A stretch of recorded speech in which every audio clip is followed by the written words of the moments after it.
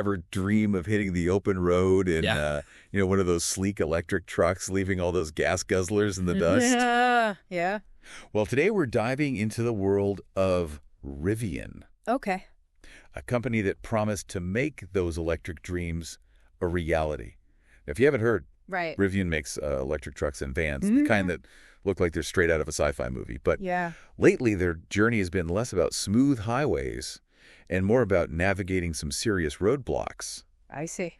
We've got reports from Inside EVs and CNBC painting, well, a pretty concerning picture, to be honest. Okay. Compared to this time last year, their production has plummeted by almost 24%. Wow. And deliveries, those taking an even bigger hit, down a staggering 55% just in the last quarter. Wow. Those are big numbers. Yeah, those are impossible to ignore, but what's really got my attention is this detail about inventory buildup. Okay.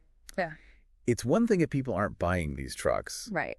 But these reports suggest Rivian's got vehicles piling up, which hints at a different problem altogether. You've hit on a crucial point. Yeah. So the inventory buildup usually means there's a disconnect between how many vehicles they're making and how many they're getting into the hands of customers. This isn't just about demand. This is a classic sign of supply chain troubles. Which makes you wonder, are these the same supply chain woes we've been hearing about everywhere? Or is there something more specific impacting Rivian? It's a bit of both, actually. Yeah. You know how everyone's been talking about those computer chip shortages impacting car production? Right. Well, Rivian is dealing with that. Yeah. But their CEO, RJ Scaringe, recently revealed they're also struggling to get their hands on something even more fundamental to their vehicles, their own in-house electric motors. Wait, they make their own motors? I didn't realize that. Exactly. Rivian has gone all in on this idea of vertical integration, meaning they're trying to control as much of the manufacturing process as possible. Wow. From those specialized motors to other key components. So instead of relying on a bunch of different suppliers, they're doing it all in-house. Exactly. That's a bold move. It certainly is. On one hand, this approach gives Rivian incredible control over quality and the ability to innovate quickly. Right. But as we're seeing, it also makes them vulnerable. It's like they're trying to build the entire car themselves from the ground up. I can see how that would give them an edge in terms of innovation. Right. But it also seems incredibly risky. It is, and this vulnerability is especially risky for Rivian because unlike traditional automakers, they haven't had decades to build a robust network of alternative suppliers. Right. If one piece of their carefully constructed puzzle goes missing, the whole production line can grind to a halt. And we're seeing that play out in real time, right? Yeah, unfortunately. Remember that report from Value the Markets we talked about? The one where Rivian had to pause van production for Amazon? Right, and that detail speaks volumes. Yeah. Amazon isn't just any customer. No, not at all. They were counting on those vans to revolutionize their delivery fleet. Yeah. This pause, even if temporary, raises serious questions about whether Rivian can scale up production quickly enough to meet the demands of such a major client. It's such a high-stakes game. Yeah. Especially when you consider what those production hiccups are doing to their stock price. Right. An 8% drop in a single day is enough to make anyone nervous, but when you factor in that it's down over 50% this year, that's got to have investors sweating. Absolutely. The market is clearly reacting to these production challenges. Yeah. And there's a real fear that Rivian might be biting off more than they can chew. It's a valid concern. This brings us to another layer of this story. Rivian's partnership with Volkswagen. Yes, the potential lifeline.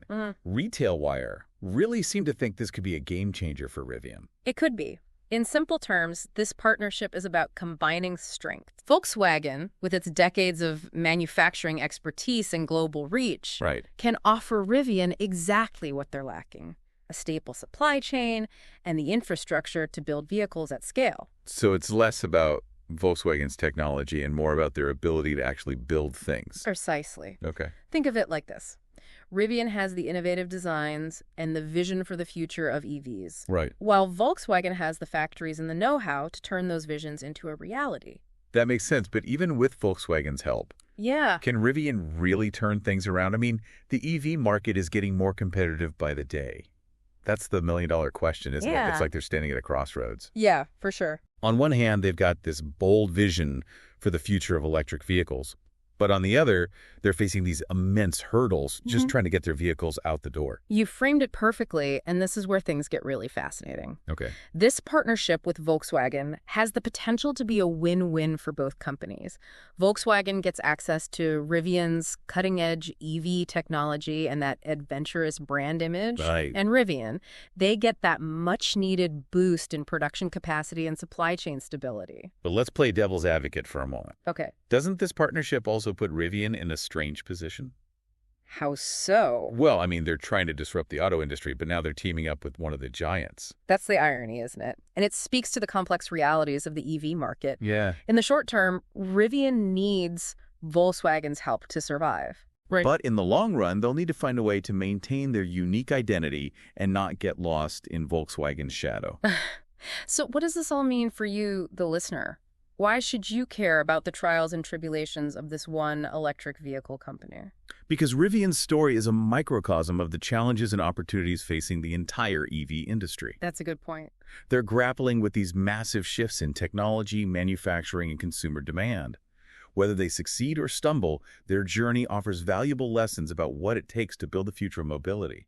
It's a reminder that the road to innovation is rarely a straight line. Yeah. And as we've seen with Rivian, it's often paved with unexpected detours, high-stakes gambles, and maybe even a partnership or two with the very companies you set out to disrupt. Precisely, and that in itself is a fascinating story. Well, that wraps up our deep dive into Rivian's wild ride.